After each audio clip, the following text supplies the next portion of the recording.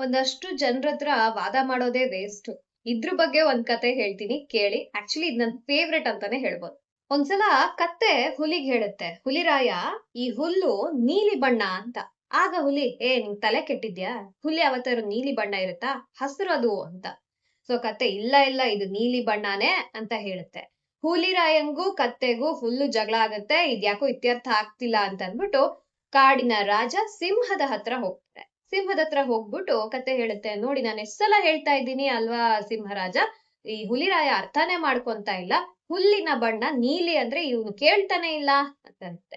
ಆಗ ಸಿಂಹರಾಜ, ಹೌದು ನೀನ್ ಹೇಳಿದ್ ಕರೆಕ್ಟು, ಹುಲ್ಲಿನ ಬಣ್ಣ ನೀಲಿ ಅಂತ.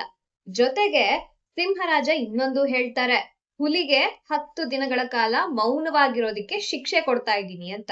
10 ದಿನಗಳ ನಂತರ ಹುಲಿರಾಯ ಬರ್ತಾನೆ. ಅಲ್ಲ ಸಿಂಹರಾಜ, ತಮಗೂ ಗೊತ್ತಿತ್ತು ಹುಲ್ಲಿನ ಬಣ್ಣ ನೀಲಿ ಅಲ್ಲ ಹಸ್ರು ಅಂತ, ಆದ್ರೂ ಕೂಡ ನನ್ಗ್ಯಾಕ್ ಶಿಕ್ಷೆ ಕೊಟ್ರಿ ಅಂತ.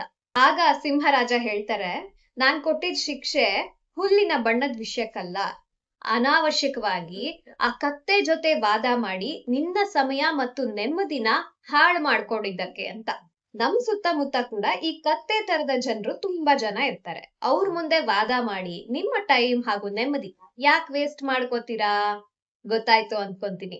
ಅರ್ಥ ಆಗಿದ್ರೆ ಎಸ್ ಅಂತ ಕಾಮೆಂಟ್ ಮಾಡಿ ಈ ವಿಡಿಯೋನ ಶೇರ್ ಮಾಡಿ.